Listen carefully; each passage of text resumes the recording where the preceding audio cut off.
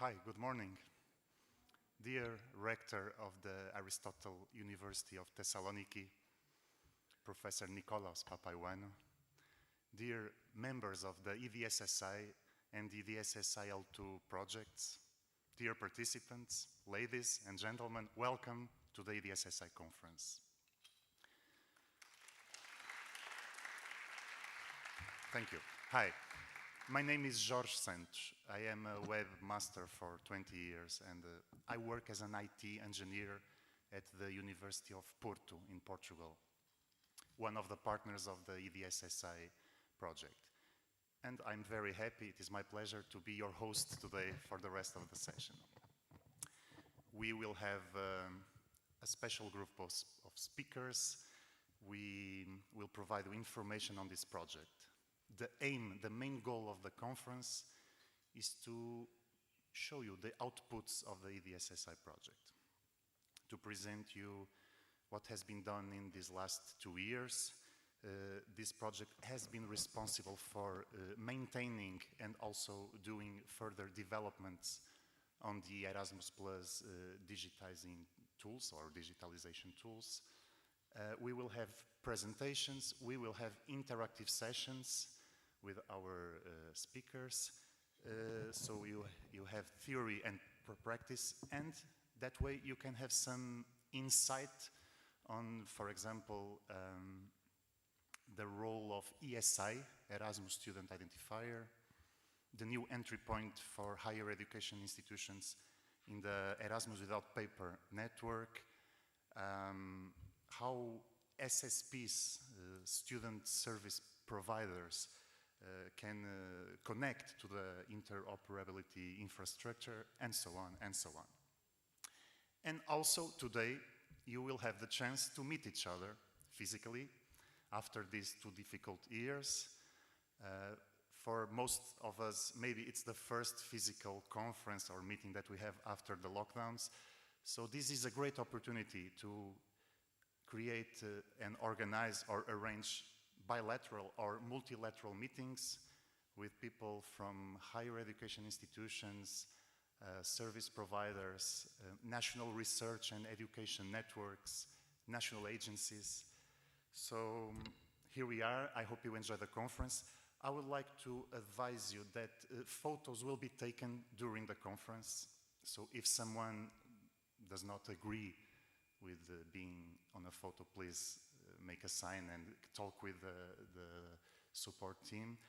And I would like to tell you another thing regarding the apero. You see the last thing on the agenda, the apero. If you show your badge, you have a nice discount. This is a secret, only in this room. We cannot tell anyone. So for the snacks and drinks, you have a discount if you show your badge.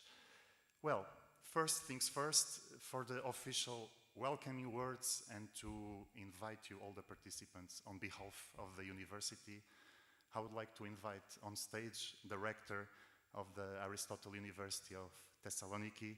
Please welcome Professor Nikolaos Papaiouannou.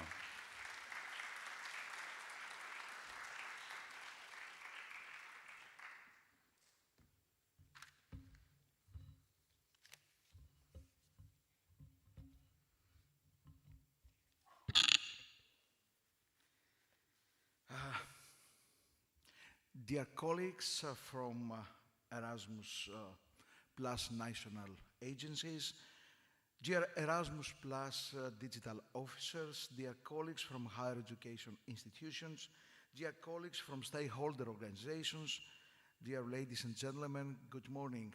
I think that the last announcement about what does it mean apero for the discount for drinks and coffees is a very good announcement from our colleague, and please, yes, it's a little bit secret. It is with great pleasure that I welcome you to EDSSI conference on behalf of the Aristotle University of Thessaloniki, coordinator and technical partner of this project. It is common knowledge that the European higher education area would be quite different and certainly poorer without the Erasmus Plus program and particularly students' mobility. And while in the beginning of this flagship program, higher education community was striving to provide this life-changing opportunity to more and more students.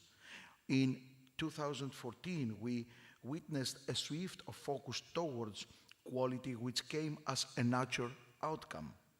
In this context, the simplification of the Erasmus Plus processes became a new priority, and digitalization the means to achieve it. Since then, many projects and initiatives have been developed to this end, and the result was a promising and quite robust higher education digitalization ecosystem, which provides solutions to many aspects of the student's mobility life cycle. Participation in this ecosystem has been a strategic priority for Aristotle University of Thessaloniki, as well as due to its participation in the Erasmus Plus program for its inspection in 1987 and its consequent vast experience in student and staff mobilities within Europe and beyond. Therefore, our institution has teamed up its Erasmus Plus business processes, know-how with its state-of-the-art IT technical expertise, and has put them to the service of all these efforts of the European higher education community through its contribution in numerous projects with a focus in digitalization. However, the Erasmus Plus mobility digitalization landscape remained fragmented, and we were therefore extremely glad and privileged to join and coordinate the EDSSI project, whose goal was to comprehensively integrate this infrastructure, support it for a 2-year period, and inject innovative features to it. I feel very honored and proud to share with you that this goal has been achieved to the greatest extent possible thanks to the hard work of all 15 partners of this consortium, whom I warmly thank for their excellent cooperation and contribution to the success of this project. I really hope that the milestones of the project that will be showcased today during the upcoming plenary session and dedicated workshops will shed a light on the contribution of European digital student service infrastructure to promote the goal of a truly seamless mobility experience for students across Europe. I wish you all a great conference with workshops, sessions, and networking opportunities that will be fruitful to the expansion of this vision that the European Commission has set for the new Erasmus Plus program period. We will be looking forward to cooperating with all involved stakeholders for further advancing the European Student Card initiative and the promotion of academic exchanges across Europe and beyond. Thank you so much for being here, and I think that you are very lucky due to the weather of Thessaloniki these days. Thank you so much.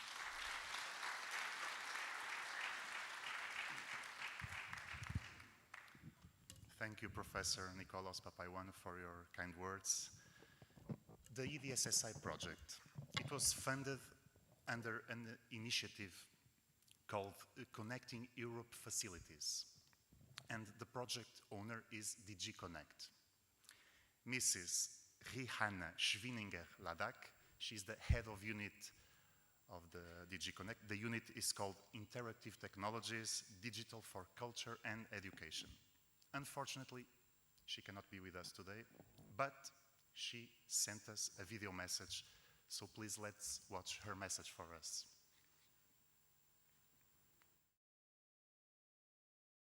Good morning, ladies and gentlemen. A warm welcome from Luxembourg. Unfortunately, I'm not able to join you in person today, but it is my pleasure to speak to you through this video message at the final conference of the project European Digital Student Service Infrastructure, EDSSI in short. My name is Rihanna Schwininger-Ladak, and I'm in charge of the unit which is supporting the digital transformation of education systems through policy actions, funding programs, and exchange of best practices at regional and national level. The EDSSI project started just a couple of months before the pandemic, and it is ending now as we are into a post-pandemic world. In these 24 months of the project duration, the world has changed, the challenges blew up in our faces, but then we brought responses of an unprecedented scale. So let us take just a few minutes to look back to understand better what's ahead of us. The education sector at all levels faced acute challenges in the EU during the pandemic, like everywhere else. Universities had to turn overnight to distance online courses in an emergency mode, bringing out to the surface important underlying weaknesses in terms of digital readiness, be it in relation to connectivity, in relation to sufficient devices for students, in relation to digital competencies of the staff, and to the reality of paper-based, slow-speed administrative processes in many higher education institutions. We are a prosperous continent, but the crisis highlighted, painfully so, a new divide, which is the digital divide. And as we know from empirical evidence, both academic and administrative processes equally affect student engagement. And let us add to this scenario, with millions of students studying in another European country, there are still cross-border barriers existing not only in the physical, but also in the online world that make students miss opportunities or fail to benefit from them.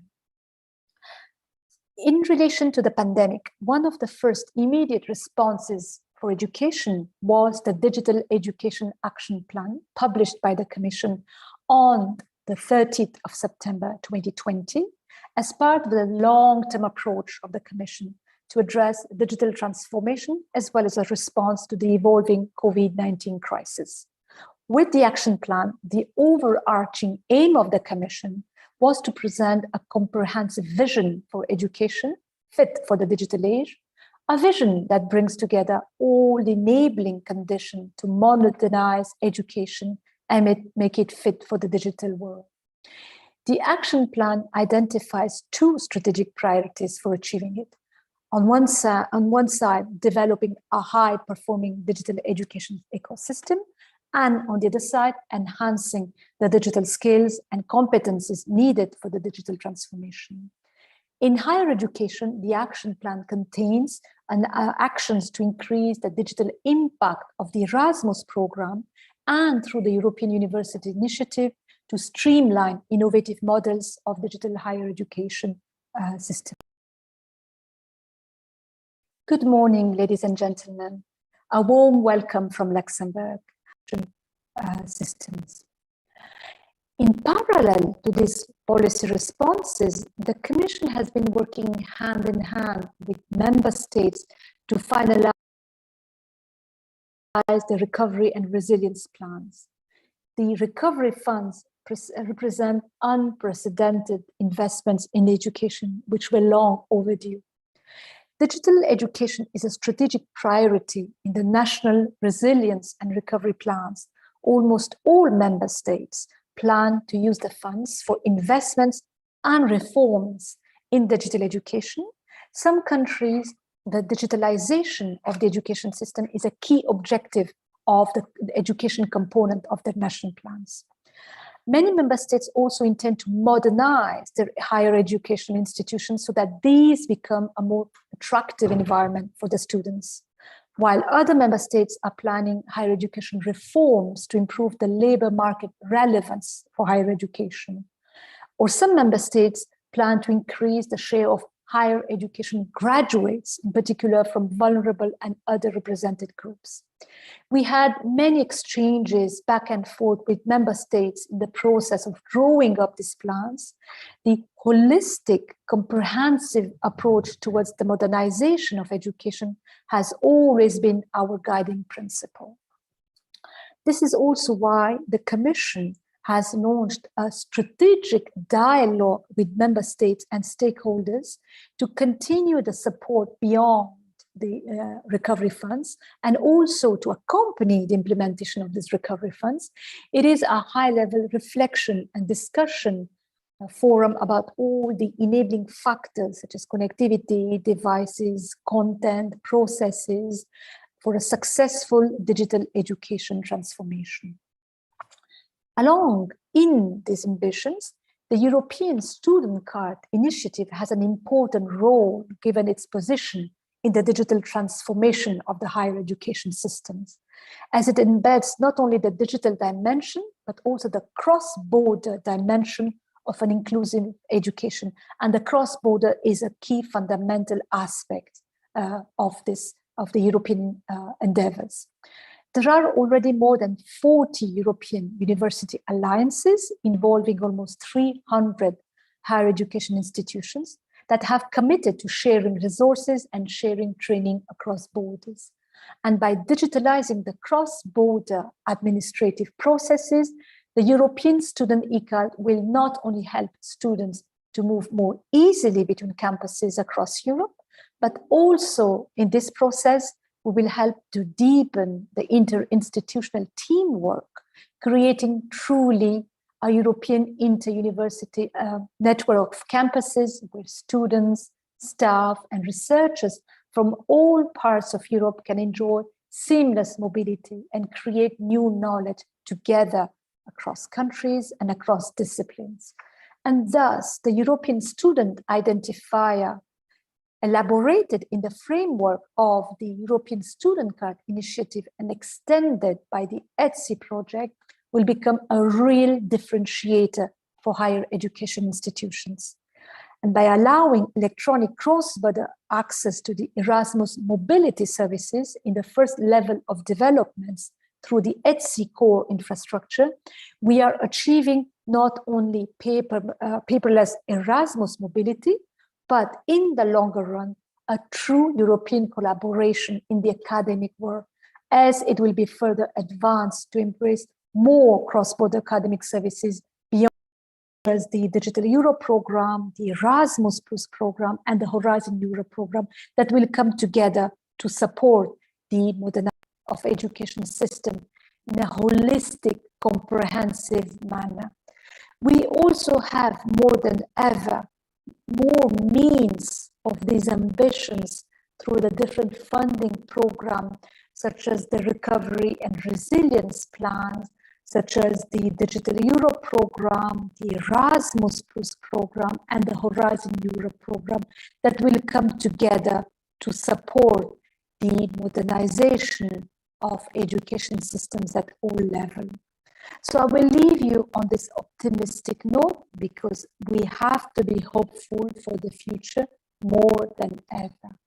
And with this, thank you for your attention. I wish you as the Digital Europe program, the Erasmus Plus program, and the Horizon Europe program that will come together to support the modernization of education systems at all levels.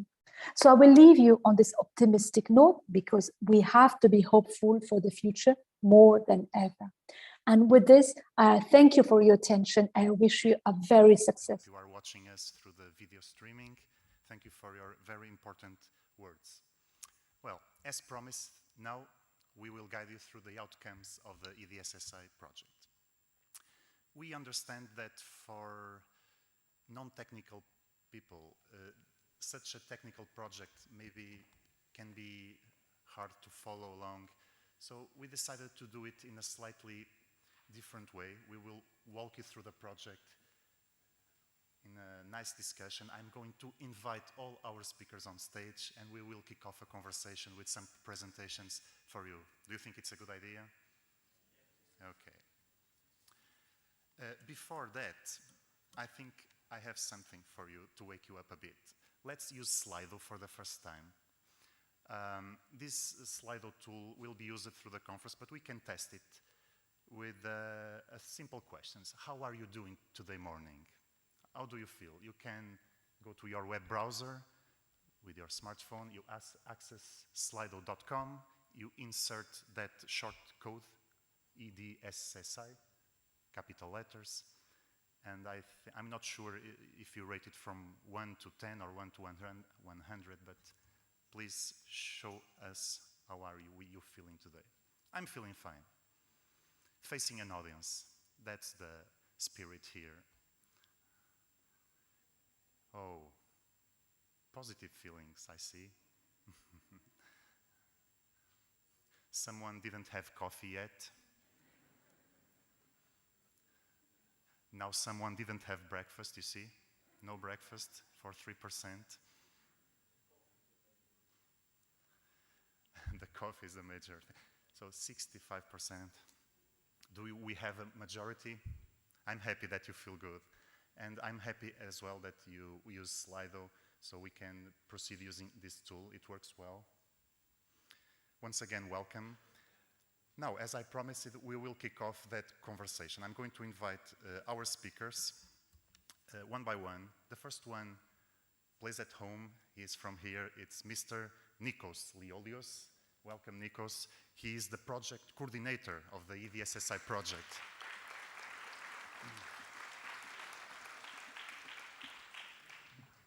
Next, I invite on stage João Bacelar, an easy word for me. He's Portuguese. He works in Luxembourg. He's actually the executive manager of EUF, the European University Foundation. Now I invite on stage Victoriano Giralt from Malaga, Spain. He is the director of innovation, and he will talk about nice topics. You will hear about authentication, ESI, IDP of last resort, EWP admin. Our next speaker is Miss Janina Mincer-Daszkiewicz from Warsaw, Poland. She's the EWP Plus Chief Technical Officer and an Associate Professor at the University of Warsaw. Next, we have someone that also plays at home. It's from here, Kostas Karaoglanoglu. Welcome. Kostas is the technical lead at the IT Center here at the Aristotle University of Thessaloniki. Now, I will invite another Portuguese, Francisco Peixoto, Chief Security Officer at the University of Porto. Welcome, Francisco. And last but not least, Paul Leys. Welcome, Paul, from Belgium. He is a policy advisor in the University of Ghent. Welcome, and I will also sit down.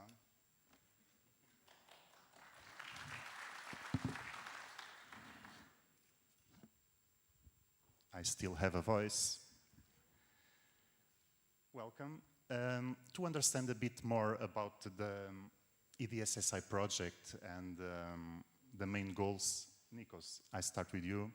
Please, can you tell us about the main aim and the role of the EDSSI project?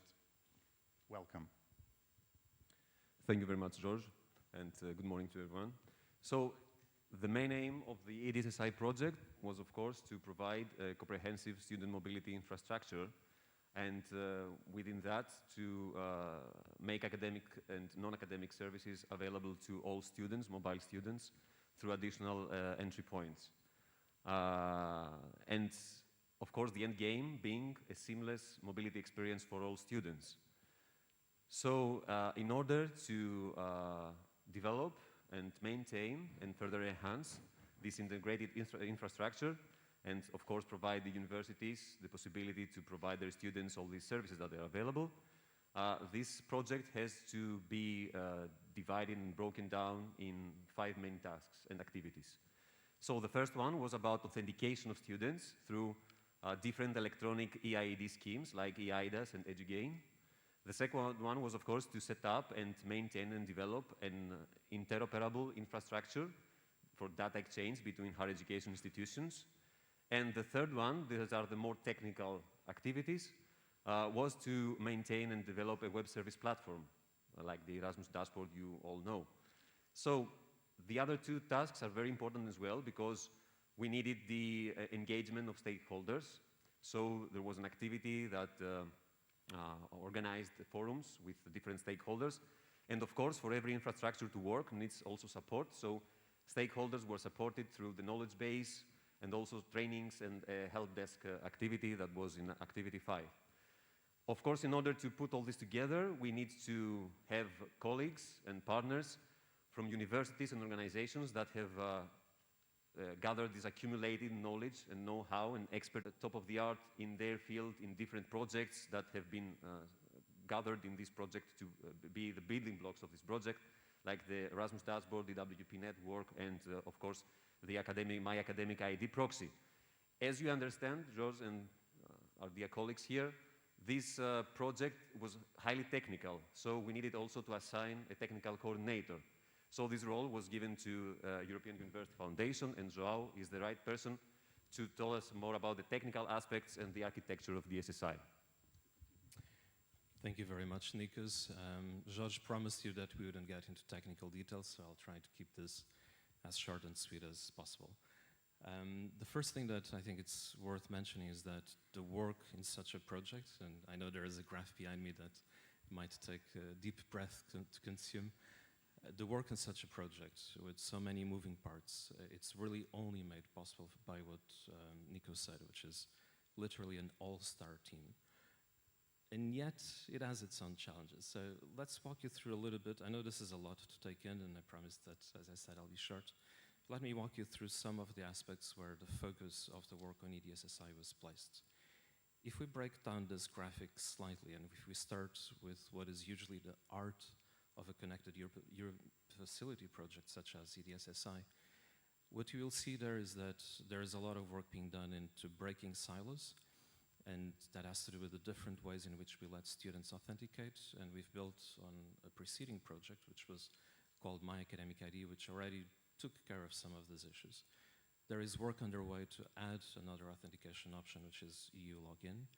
And in the second row, you'll see that we have added another component to this federated ecosystem suite of services, which is the European Student Card Router, which many of you presumably use for issuing European student cards. If we continue on level further, you'll see that in the so-called central services, we've also added a component that my colleagues will explain later on what exactly is about, which is the registration portal. When we move to the second hemisphere, the second or third, I think that most of you by now will be experts in what we mean by interoperability, particularly in the context of Erasmus Without Papers. So we were talking about universities that have different ways to exchange data, to be represented in the network, and that is for all the stuff that we deal with, interinstitutional agreements, learning agreements, and more. But we wanted something else. There is something missing in this picture. So we try to extend this paradigm of interoperability to student service providers and essentially connect them in whatever way they need to be represented, because there are also different use cases, into the main interoperability infrastructure that constitutes the second pillar of the project. If I move from here to the next component, the web services, you've seen something highlighted there. This was the 9th module to be added to the dashboard, which has to do with the discovery of student service providers. Again, my colleagues will explain this a little bit about what exactly we're trying to do here. You'll see that the registration portal in the left column is also present and correct. And so I hope that in the next few minutes we can walk you through what this means in practice for all of you. Thank you. Thank you. Nikos, João, thank you for your words. I see the architecture as 3 main components, and the first one is authentication. Victoriano, welcome. Can you tell us a bit more about the role of authentication for the Erasmus Plus administration and, in concrete, the solution offered by the EDSSI project? Okay, thank you, George. Kalimera, everybody. So, the first thing that you need when you are interacting with a digital system is that you need to know who is interacting with the system. So that's the authentication part. It's needed in mobility management or in any other thing. When you interact with your bank, when you interact with your university, when you interact with your supermarket, they need to know who you are. And as we are providing services, what you can do when you are accessing those systems, because you can do many things depending on who you are in which part of the world. You can be a student in a university or staff in another. So first thing, we have a single sign-on solution. You connect once, you authenticate once, and you use all the tools. And then, once you are authenticated and we know who you are and what you can do, well, you can use the services. And we have three main ways of authenticating you. The main one is EduGain, is academic. We can get a lot of information about you thanks to your higher education institution providing the network information about you. Then we have EID from the government that says that you are really you because it's the government blessing the authentication. And then we have Google that is comfortable, but it's not so trustworthy. Anyone can get a Google account, and it doesn't provide anything about you, so you need a lot of things around. That's the main part of authentication. So, as I said, who someone is, and now we need to know about our students. You probably have heard your techies saying, tracking is a bad thing. No cookies, no whatever, don't track, don't track, don't track. At this time, we need to track, because every student wants the data to be connected. So we need something to track who the student is moving around. So we invented the European Student Identifier. And for many of you in the room, the IROs and not technical people, you will be very happy. It's a code you don't need to see, you don't need to know. It's something that should be floating around with your student. But for the techies in the room, you better know. So if you want to know about the European Student Identifier, you better come to workshop 3, because we will be playing with that. So techies will need to know. Also non-techies, there will be some games for you about authentication. So, but if techies come, you will know about that, because you better know you have to deploy the European Student Identifier. So, next slide, please, so I can keep my... Then, big unis don't have problems. Universities have big IT staff, lots of systems, ways to track. That's easy for here, the university here in Thessaloniki, Nikos, me, Janina, we'll all have teams that can do this in a second. What happens if you are part of a small vocational institute somewhere that have 15 students or 50 students, musical students, you have no IT staff? Ooh, how do I do this? You have the IDP of last resort in two ways, national solution or global solution provided by the project. Again, if you want to see the Spanish national solution, come to workshop 3. This is, you know, commercials. So we can provide the ESI for Erasmus Plus students, so we do not leave anyone behind. We don't care how big you are. We don't leave you behind. So we have best practices at national level. And now we are doing something more fancy. We can authenticate the students. Great. We can do that. What happens with the staff that is dealing with those students? It's not staff moving around. That's another kind of animal, but just like a student.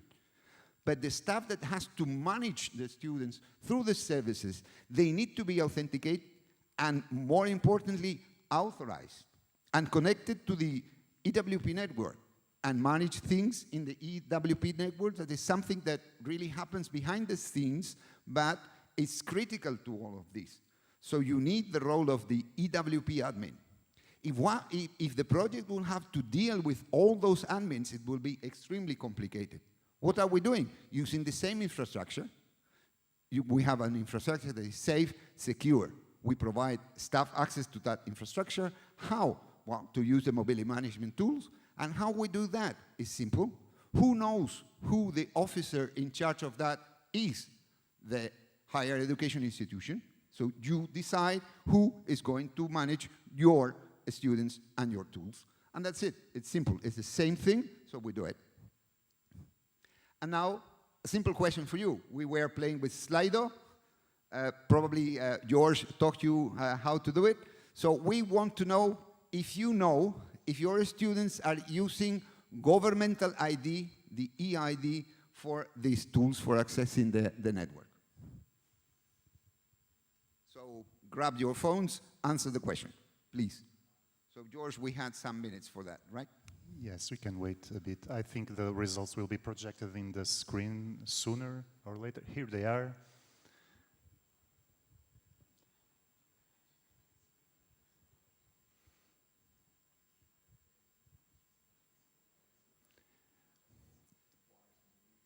Okay, no, it's still moving. It's still moving.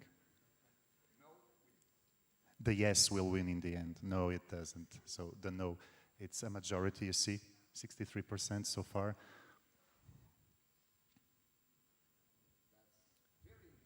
It's interesting.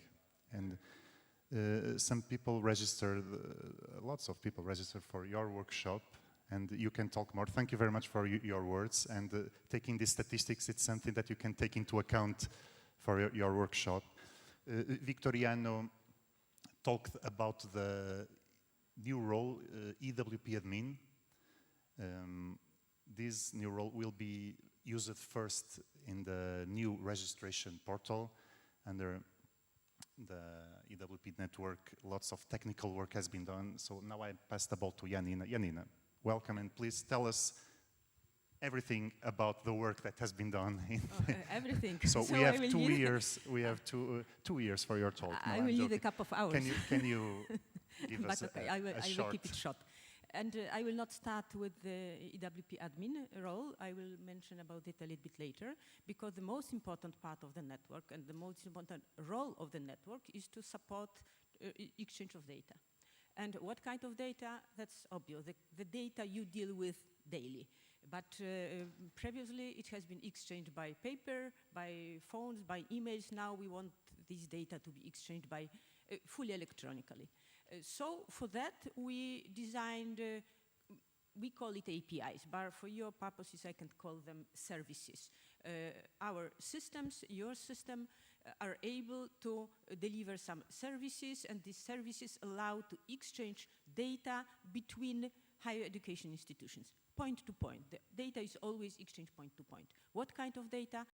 Which are needed for various mobility processes like interinstitutional agreements, learning agreements, nominations, transcript of records, fact sheets, all this which is part of your daily activity. During the time of the project, the new Erasmus Plus document templates has been announced by the Commission, so we had to take care of that and make our services compliant with these new templates. We also delivered some supporting tools for providers, for software providers, so they could validate if their implementations are compliant with the specifications. One of those tools is called here hash validator, but maybe it is too technical, so I will not talk about it more. Next slide, please. And to be able to exchange services, the nodes in the network should get information about where the other nodes or the other services are available. And for that, we have one central component in the network, which is called the registry. The registry is delivering something very simple, discovery service, like a phone book. You can always ask the registry where my partner is in the network and get the information, and that's it. So this is fully backend service. This, as simple as it may look like, it has to be able to support the growing network, because when we started there were just a couple of nodes in the network. Now we have much, much more, and the numbers will be growing. So we daily monitor how the register operates and has to industrialize it to make it working even better. We also designed and are developing this so-called registration portal, which should allow us to handle various governance issues. Maybe there will be time to talk about that a little bit later on. The network is also open for the other projects. This image you see shows something which you may not have heard about before, the MREX network. This is another network which delivers some service to the academic community. And some time ago, we decided that, one service or two services, doesn't matter. Our registry, our network can spread information also about other services which are under control of another networks. And this is exactly what we did for the MREX community. Now they can get information about services of the MREC network in the same registry EWP network uses. So that's an important direction also for other networks which may show up in the future. So to sum up, the network is upgraded, its technical components which are in the backend are upgraded, and we are also expecting other challenges from the Commission. We may have new services, a need for new services, but our infrastructure is ready for that. Thank you. Thank you very much. Too technical, but more on that after on the workshops. We will talk a bit about that later. Actually, many of these technical developments were done here at the Aristotle University of Thessaloniki. Kostas, welcome again. And can you tell us more about the main contributions the Health University gave, and also can you evaluate the importance of those developments for the community, Kostas? Thank you, George. Hello, everyone. I would like to start by saying that our contribution in the project has started by developing and implementing handling of learning agreements data. This basically meant development work in the learning agreement application, which is the student's tool for filling out their learning agreements. I'm pretty sure many of your students are using it, right? Development work also in the dashboard, which is the tool that the IROs use to manage learning agreements. And of course, we've dealt with handling the exchange of learning agreements in the WP network. This is how our participation started in the project. Of course, having the responsibility of ensuring developments and implementations in various application components, we have brought the technical implementers' perspective in close collaboration with the University of Warsaw and Janina in the process of updating the requirements for APIs that mandate the exchange in the EWP network.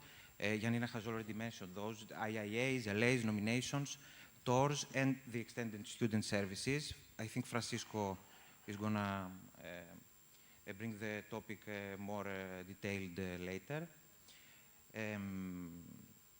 And, of course, we then proceeded by testing exchanges in the EWP network for most of the data that are supposed to be exchanged in the EWP network with third-party providers and, of course, in-house solutions. The goal of this testing, this thorough testing, is to enable a smooth data exchange via the EWP network.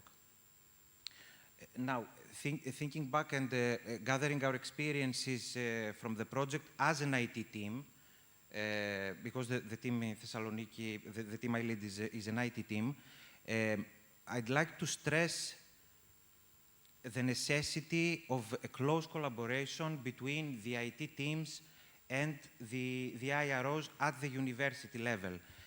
Digital transformation is challenging, we all know this, but what will make this task significantly easier, it will be the close collaboration of IT people and IRO people having continuous communication channels with each other so that all the universities can keep up and have a successful digitization process in their university. That's all, George. Very well. Thank you. I would highlight the importance of getting the IT team and the IRO working together. Yeah. Because I feel that on my skin as well. Very well. Thank you very much. Actually, many of the developments and updates in the EWP network, the Erasmus Without Paper network, they have to be mirrored or copied into the Erasmus dashboard. And not only that, also connecting the SSPs, you know, the student service providers. Each case is a case, but you know, canteens, libraries, support to students, housing. Francisco, it's your turn. Welcome again. Can you tell us more about those developments on the Erasmus dashboard and how did you mirror those connections? Francisco. Yes, for sure, George. Thank you. Welcome, everyone. So I will start talking about the right part of the graph that João showed in the beginning, which are the web services. And what we did in the beginning is that, okay, let's look at the infrastructure that exists at the moment, how they are, and let's think what to do with them. And then from this, four main outputs came. So we need to enhance these services. We need to make them work better than at this moment, at the beginning of the project. And we have to improve the connection to EWP. More services need to be connected, and higher education institutions need to have a control on this. This was the first point, and then with this first point came the second. So we need to find a way to structure this somehow that services don't store the same data that other services need. The data need to be separated. So we decided to also migrate the architecture that existed at the moment into separate microservices, which lead with only their separate data. Of course, in line with the first one again, we developed as well a module for the EWP settings, which higher education institutions can access and can select which APIs they want access to the network. And then later on the project, we started to build a module for SSPs related information, which will allow SSPs to share information with institutions in the web portal, and higher education institutions that access the web portal can select, can insert their information, and can make this information available for others. But during this project, you've heard it already here, we started the development of the registration portal, which you will hear more about it later, but it's an important milestone for higher education institutions to manage their connection to the network. Looking deeply, because enhancing the web platform, it's vague. What are we talking about in practice? So we developed the Interinstitutional Agreement Manager, and during the project, like Janina said, the European Commission launched a new template, and we adjusted that. We spent lots of hours with partners, with third-party providers, with other institutions testing, and of course adjusting to the needs of each higher education institution. During the project, we also performed, with the help of our colleagues, UNIT, which are now SICT, they performed security audits to the platform, and we adjusted as needed. And also, we had this module, also a security performance of the module. And lately, and these are the developments that we are doing right now, that we want to experiment with you, the SSP module and the SSP's portal mockup for the future, which you will hear more about it in the workshop too. So please come, and it will be more detailed there. What about the separation of microservices? What do we mean by this? We mean that at this moment, we have the information about higher education institutions in one place, and all the other services access this information. So we will not have information in the Interinstitutional Agreement Manager about higher education institutions and different information about higher education institutions in the OLA. All these apps, all these services that are connected in the web services connect to this higher education institution API, use its data, and this way we guarantee that the data is all the same in all the different microservices. And finally, which has taken also a lot of time, it's the technical help desk services, because we understand that higher education institutions need to understand how it works, may face some problems, and we are here to help you solve them, and we are here to help you in anything you need. So we have had the questions, we try to answer all of them, and of course we had to deal with the stakeholders of the project, with the stakeholders of the users of the dashboard, and of course the technical maintenance of this. But the best person to talk about this is my colleague Paul Lace from the University of Ghent, so I will handle the mic to him. Welcome, Paul. Thank you, Francisco. And indeed, I think the colleagues did a good job in explaining a very technical project in not too technical terms. And that was also one of the goals of the whole support activity, where we are very much aware that we can very often lose ourselves into technical knowledge and technicalities, which is for part of this audience probably the thing you're looking for. And there's a lot of information for you where you can explore everything at a technical level. But of course, we need to be aware that our main stakeholders, the end beneficiaries, students, IRO, student service providers, do not have this technical background. And that's why we really worked hard on trying to explain all the processes, all the technical EDSSI components in more human language, I would call it. Also trying to improve the navigation of finding information about those different components. In the general sections, we added information about policies, information about a glossary where you can find easily information on the different terminologies, I would say. And this knowledge base is kind of the starting point for the end beneficiaries to find information about what exactly is done under EDSSI. A second level of support is the help desk, which was set up a little bit earlier than envisaged in the project timeline, because there was a very high need, of course. Given that some of the digitization steps were taken in terms of the Erasmus program, also making some exchanges over the EWP network mandatory in the time ahead of us.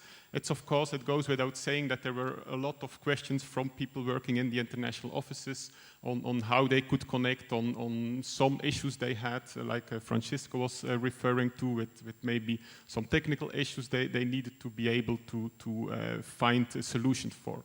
So I think here it's just the numbers. Of course, we aim to lower those numbers by improving content on the knowledge base, so there's a close interaction between those two activities.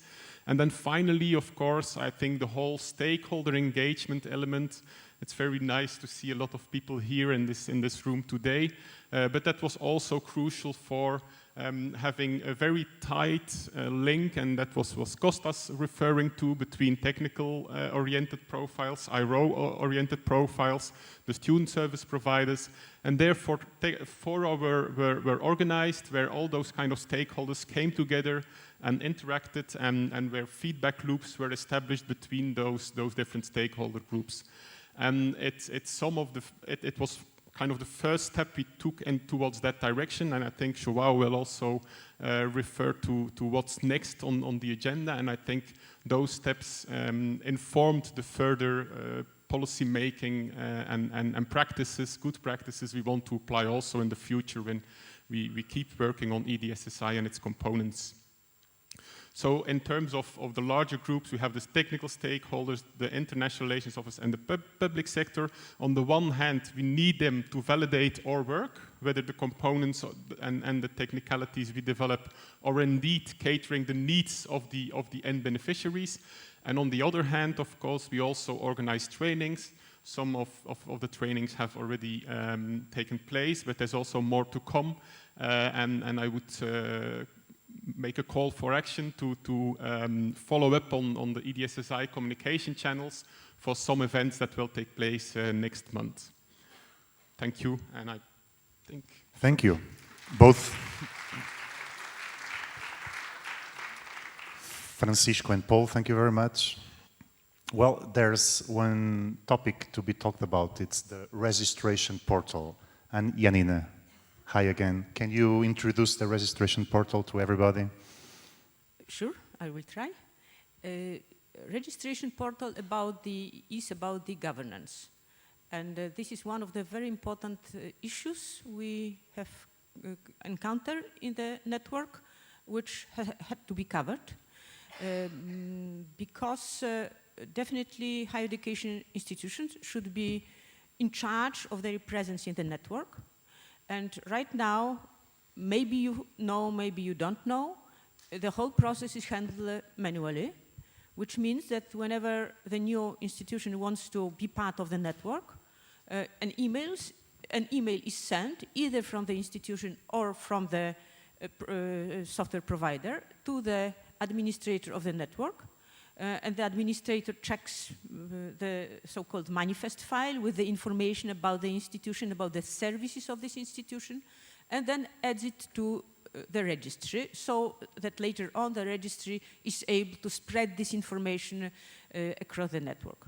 And it's, of course, error-prone, takes a lot of time, etc., etc. So we decided to do it differently, and the idea of the registration portal emerged. And the role of the registration portal, first of all, is to give higher education institutions the tool to be in charge. What that means? One of the functionalities of the registration portal will be devoted to the service providers, who will be able to create an account there and deliver information about their customers. If I'm a third-party provider, my customers in the network are so-and-so. But this is the point of view of the provider. Of course, much more important is the point of view of the institution. So there will be, of course, the interface for the representatives, authorized representatives of the higher education institutions. How we will authorize who is eligible to make some decisions in the portal via this EWP admin role, which Victoriano mentioned earlier. So the main scenario will be the following. The person authorized from the institution the person from the institution will log in using his own university account and will enter the portal. The portal will recognize that this person is authorized to make decisions in the about the network presence, and then this person will choose one of the options. First option might be, okay, I will be using my in-house system, so the person will be asked to deliver the place in the internet where this manifest files with the list of services is available. If the person may choose the dashboard, or the person may choose the third-party provider, and in that case will be given the list of customers of these providers and will just pick up its own institution. So in that way we will have the information about where in the network this institution is represented, by whom. Also other scenarios are possible, like mix and match, meaning that one institution will be supported by more than one provider. The system also additionally will check these so-called manifest files to make sure that everything is compliant with the specification and there are no duplicates at that moment. By duplicate we mean that the same services are delivered by two different providers. This is not allowed, and the system will be able to check it, and in the end this information will be delivered from the registration portal to the EWP registry, and which will in the regular way deliver its discovery services to the network. So that's it. Thank you, Janina. I hope we got an overview of the aims and goals of the EDSSI project. More technical details will be talked about in your workshop. I think you should take this opportunity. We will open a slot for questions and answers. Only on-site participants can make questions. I believe that people that are watching this through the streaming can also launch some questions, but they will be dealt then after. So take the opportunity if you want. You have the speakers here. Do you want to ask something now? Does someone want to clarify something? Be free. This is the opportunity. Then time goes by. Yes, please. Do you have a microphone? Can someone handle a microphone, please? Yes.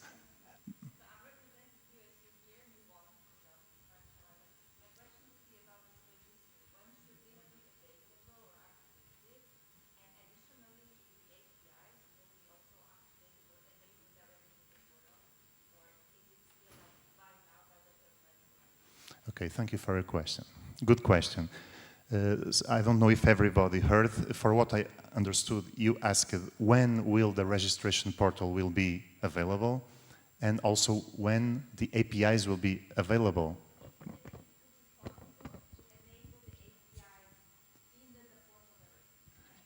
If it's possible to enable the APIs into the portal directly, yes. I will try to answer. First, the easier one, maybe. We would like the registration portal to be available to the community till the end of the project. So this is the final conference. However, the project still lasts, so we still have kind of 3 months. 3 months. And I do hope that till the end of this period, the registration portal will be fully operational. Of course, to make it fully operational, as you have heard, there is the other task, which is not fully by us, but by the institutions. You have to be able to deliver this EWP admin attribute to the portal. So some work has to be done on the side of the institutions. About the APIs, the answer is no. Why? Because, in fact, the end place where these APIs show up in the network is software. So the software decides what is available and what is not. So when the user goes to the registration portal, we'll see what services are switched on, which are not switched on, and can decide about the whole group. So the representative of the institution will say, yes, my providers in the network is this one, or that one.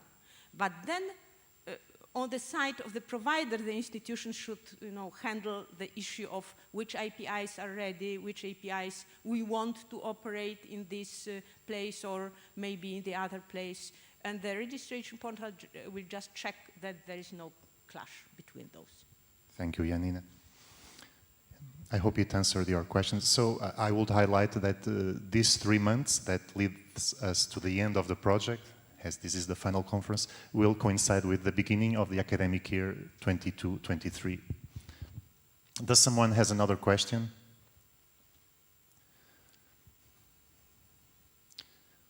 Yes, please. Hi, good morning, welcome. Good morning, my name is Ruud Haveloch from CACI in the Netherlands, provider of Osiris.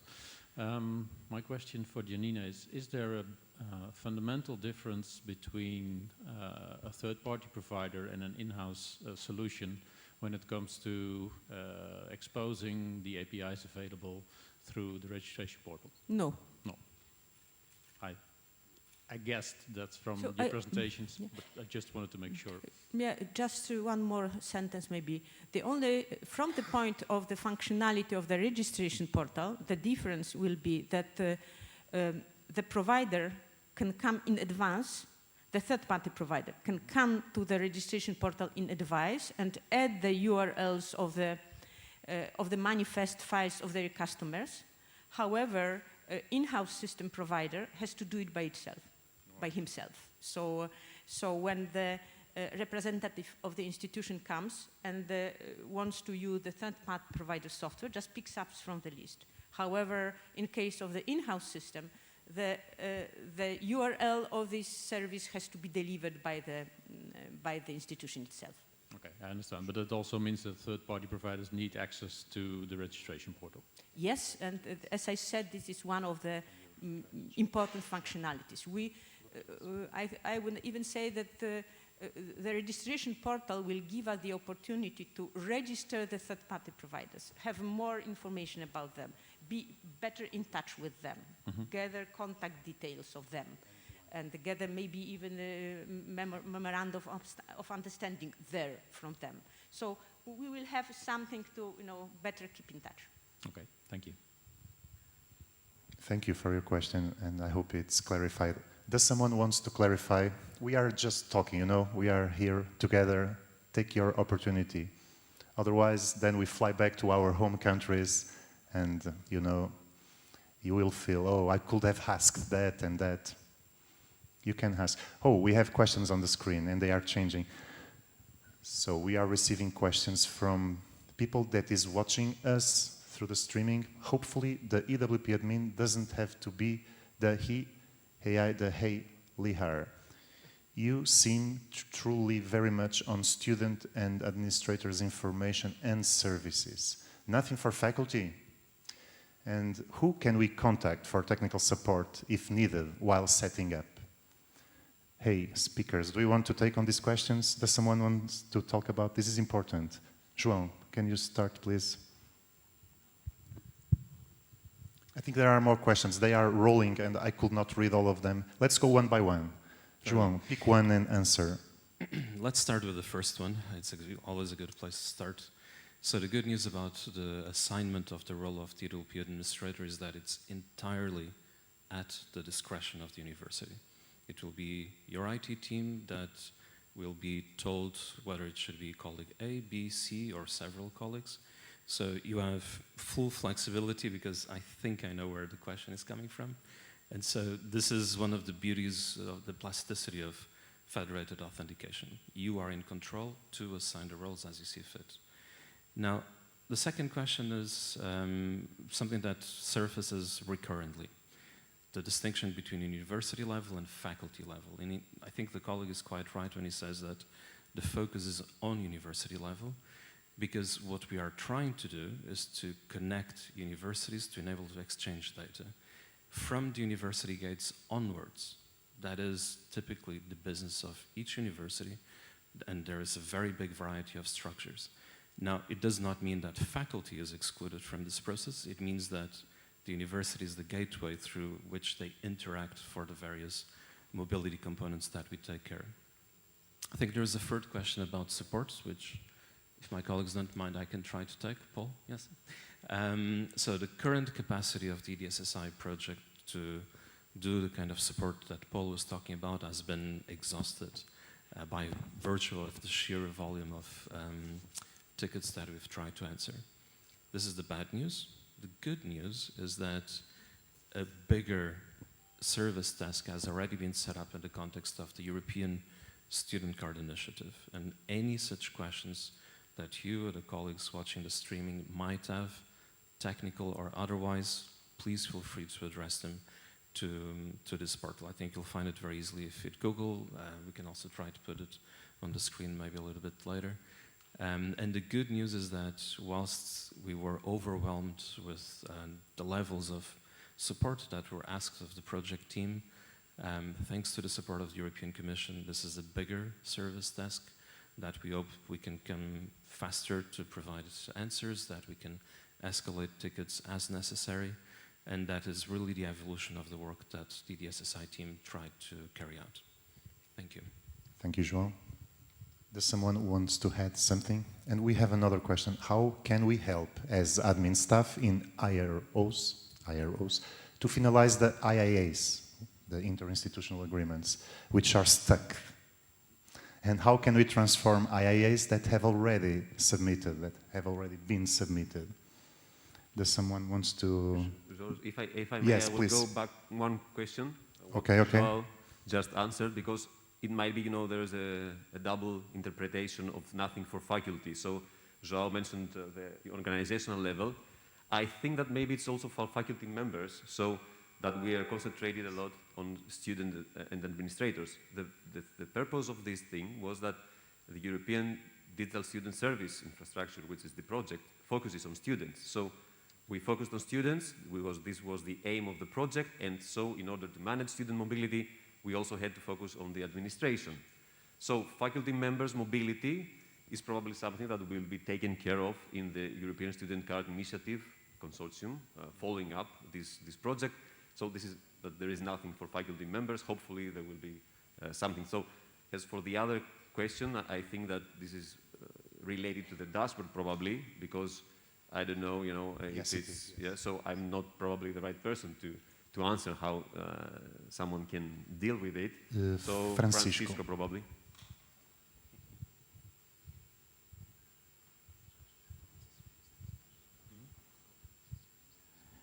Yes. So, reading the question about how can we help as admin staff in IROs to finalize interinstitutional agreements which are stuck, and also how can we transform interinstitutional agreements that have been already submitted. I think this question is related to the dashboard, but this is related to the communication and how EWP network connection is.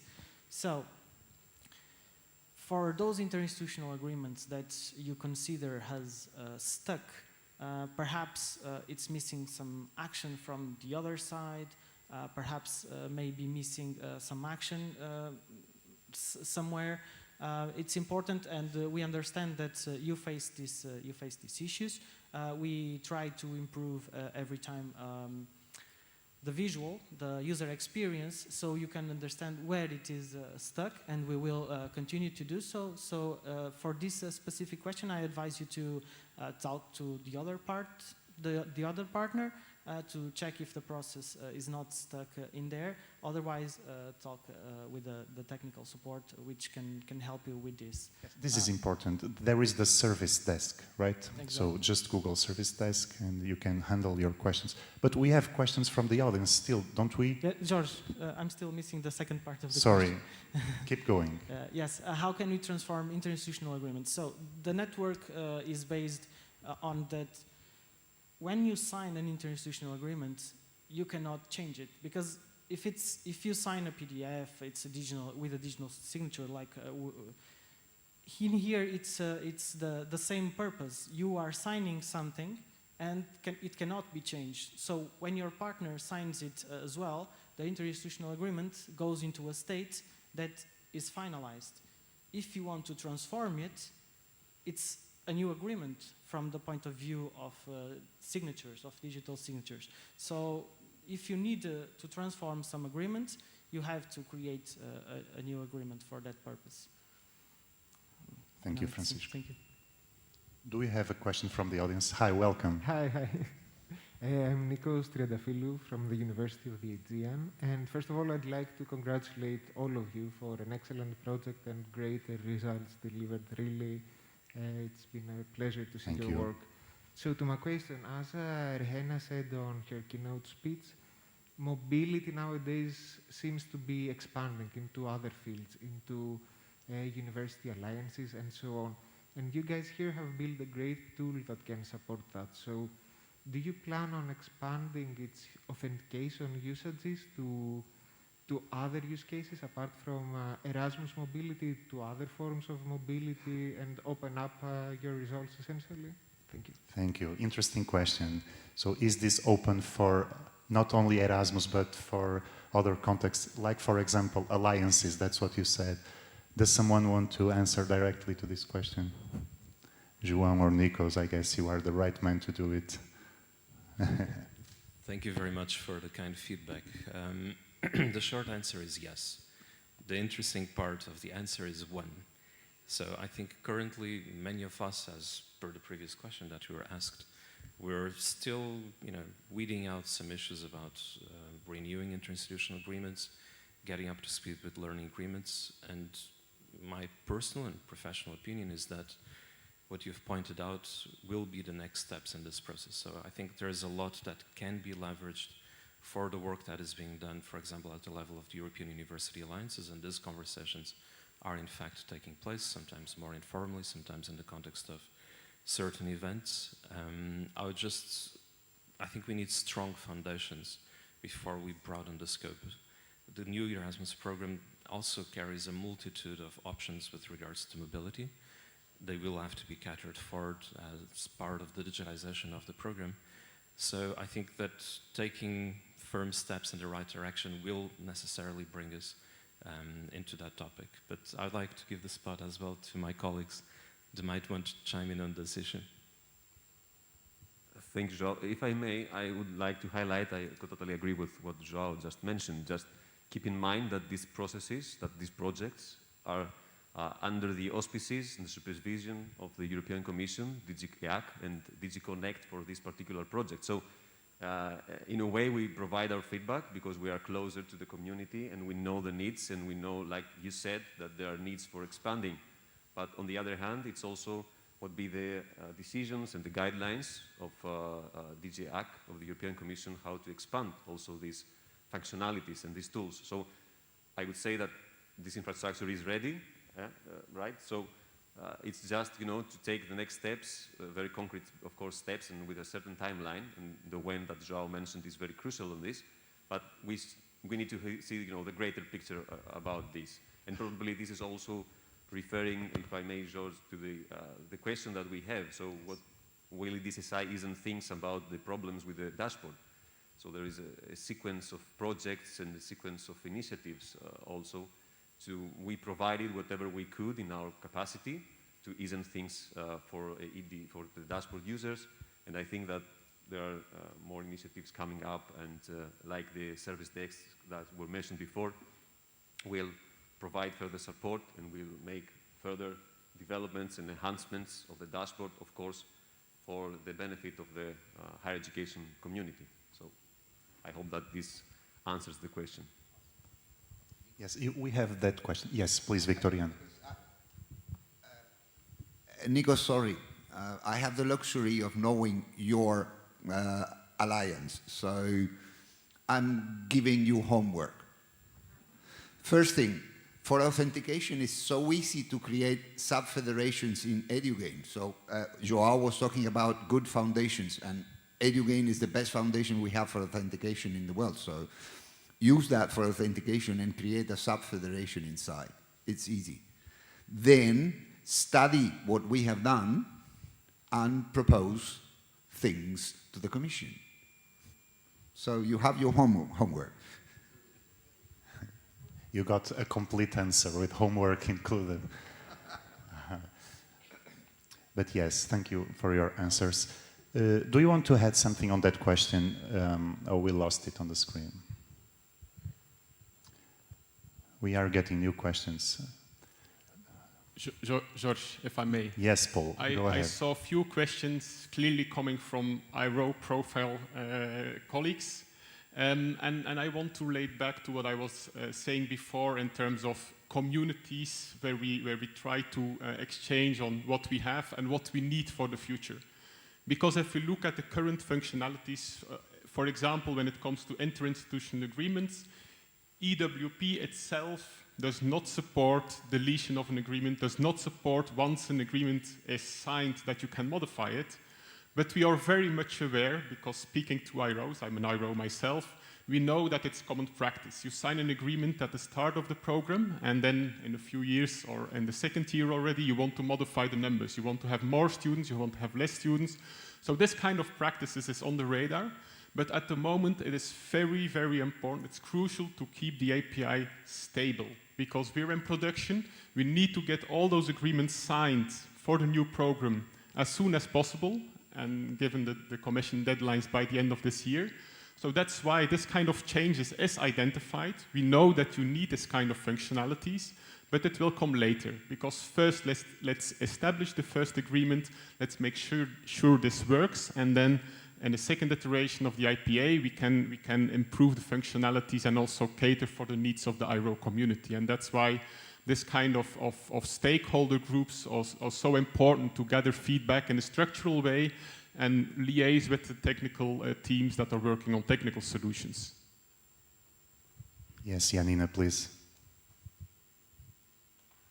There was a question about the technical contact, as I remember.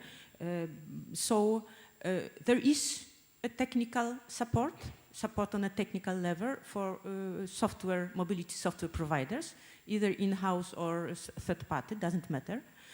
How to get to the contact, how to get the contact details, go either to the registry web page, and there you will find contact information, go to the developers guide. There is also information, or go to the service desk, which has been mentioned. If this is a highly technical question, it will be sent to us, so we will answer. Also, I would like to let you know that there is a special forum for technical-oriented groups. It is called the Infrastructure Forum. It is run due to the new project, EDSSI, but well, it has already started, so it is available. We meet at least once a month, and we discuss all technical issues which are important. For example, as Paul mentioned, there is a question of should we continue with the changes in the current APIs, or because we are aware there are some extra needs you may have. And the decision was made by the technical group that yes, we are aware, we will start working on the changes, but we'll make them available later on, probably in the beginning of the 2023, because now stable network is really something we all need. So contact information is spread around and you can find it. And if you have your provider or your in-house system provider and you are not part of this technical group yet, please get in touch with us and you will be invited for our meetings, because everybody is invited, and if you have any technical issues, let us know. We are here to help. Very nice invitation. We are getting out of time. However, I see, can you give us a concrete use case for the use of ESI? Does someone want to talk? This is easy to answer. The questions are getting more and more. I will answer. And you may answer. Because, well, I'm from the University of Warsaw. We have our in-house system. We have our admission system for incoming students. And for us, this is very important that when we get learning agreements of these incoming students, we can identify those students, because we get the first version, so we know that the new student has come, but all the other versions coming are automatically matched in the system. In what way? Because the same ESI is in each of them. So we really need this in our in-house system. And I'm pretty sure that you will have the same need. I saw something that disappeared, but it was something like, can you create a Stack Overflow forum? So Janina talked about the forum, but I lost the question. Things are rolling on the screen, and Stack Overflow. George, can I still comment on the question of the ESI? Yes, please. I don't know if we'll have time for more questions, but if we don't, I think this is we have some more time. A good note to end with. DSI is essentially about identifying students in a consistent manner across universities and across systems. So I cannot understate the importance of this parameter, and it's relatively easy to decline its usage in at least a dozen different use cases. What Janina mentioned is really the nuts and bolts of electronic data exchange. You want to make sure that you know that two agreements belong to the same student, and so on and so forth. This is also important for conferring access and the right authorization when it comes to tools that are shared, such as the online learning agreement, which currently does not require DSI, but surely will in the future. It's already used as well in the Erasmus app. It enables us to generate a digital European student card literally at the touch of a button by knowing where the student comes from. And the list goes on. European universities, I think, since there are some colleagues in the room that raised that question, I think many colleagues have realized that in addition to creating sub-federations, it makes it very easy to whitelist students from your partner institutions to whom you might want, for example, give access to your LMS. And we're only in the beginning of starting to leverage on the potential of this identifier. So I actually wanted to thank the colleague that I presume put the question online. Because this alone would keep us for another 15-20 minutes discussing with you how it can be used further. But rest assured, it is a central architectural element of going digital. Thank you, João. Are you seeing the questions on the screen? Now it has we are facing many problems with the EWP dashboard. Yes, I am wondering whether will be obligatory to go online. Something is over the question now. From September onwards with all these problems. And then we also had one saying, we would like to know from the audience, how are you with your APIs? Because it's always communicated that the APIs and the infrastructure is ready. Can you clarify on that, the difference of being ready, the API's definition and how do you say, the framework, and institutions being ready? There's a difference. Can you clarify that, please? Okay, so what I can say is about the APIs. APIs is the description of how the communication and exchange of data should look like. So, and this is really always the first step. Before we start exchanging data, we have to make sure that each party will understand the other party. So we specify how this communication should look like. And in our opinion, for the time being, what we need right now, we have, meaning that there are stable specifications which can be implemented. And this is the other part of the story, because having the specification is one thing, but then you have to implement software on both sides. And the problems we have is that sometimes one party is ready and the other party is not ready. Or they are ready, let's say, in a different way, meaning that, for example, some of the solutions are not compliant with the specification, and this may be the source of the problem. But, well, how to solve problems like this? By communicating with your partner, because the exchange is point to point, and if you have a problem, you have to contact your partner and try to solve this problem. If this is the problem of the dashboard, of course you contact the technical team supporting the dashboard. If this is the problem of the network, meaning, for example, you cannot find some services in the network, but you're sure that they are there, or you cannot find Erasmus code of your partner, and you need it for some reason, yes, you can contact the EWP registry or the network administrator, which is my team. So we are open to all the questions, and if you, as I already mentioned, if you have anything technically oriented, please start taking part in the infrastructure forum meetings, ask questions in the service desk, write emails, or trace what is going on in GitHub, because for technically oriented group, GitHub is the main source of information about what is going on in the network, in what directions we are going, and what changes you may expect in the future. Also, what is very important, quite often in GitHub we ask questions, in what way you would like to have it done? And well, we cannot decide by ourselves. So the feedback from the technical providers are crucial for us. Sometimes we are stuck because there is no reaction to our proposals and we do not know in which way to go. So please get in touch with us and we will make it. Thank you, Janina. Does someone wants to add something? Nikos, Kostas, please go. Yes, I'd like to second what Janina said before. Having the API specified and actually implementing the APIs in your systems is a different thing. But I'd like to stress the necessity of testing the implementations. If you are a provider or if you are an in-house solution, please reach out to partners and actually test the exchanges of your implementations of the APIs. Okay? Nikos.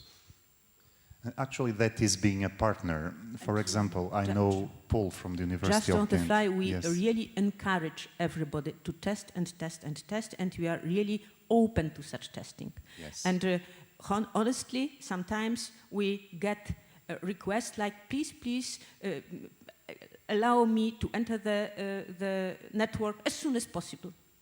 But as soon as possible does not mean that it will be easier in the future. It will not if the testing has not been done beforehand. Thank you. Nikos, please, go ahead.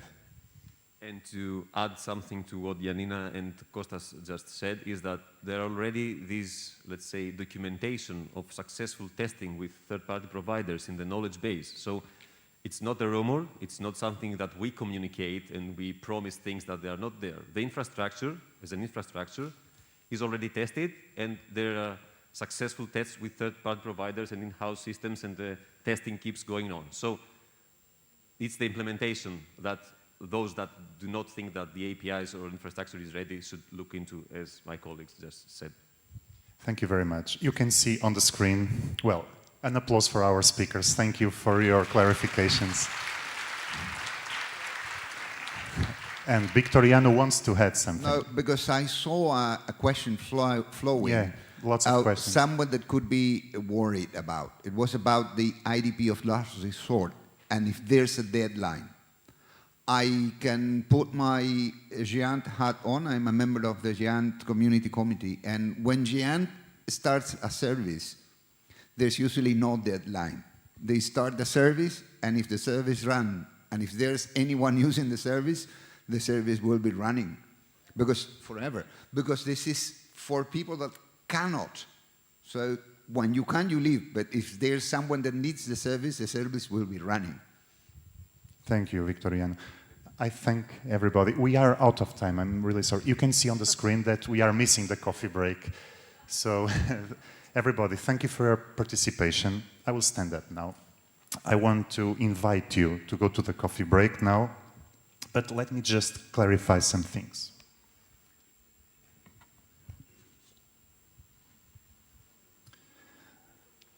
Coffee break. The next agenda point will be, as you see, the workshops, the first workshop slot. I have voice here again. If you don't remember what is your workshop, the workshop you registered in, you can go to the event page. You remember Eventora. You can click your profile, edit, then go to question number 10, I guess it's number 10, where you can still confirm the workshops you registered for. Other two important things. Workshops 1 and 3 will be upstairs in the 5th floor, so you should take the elevator. Workshop number 2 will be in the coffee break hall at the museum hall, you know. Probably you go to both, or 1, 2, and 3, you go to 2 workshops, so you will do both ways. Well, for those that are not registered, you should have done it, but please feel free to join the workshops. You can still try to register, provided there's capacity. I don't know how are the levels of capacity of our rooms. Please understand if the room is full and people that didn't register, they will not have a place. But I guess that everybody has registered. And this is the end of the plenary session. Thank you very much, and we see you around in the conference. Thank you. All the best for the rest of the conference.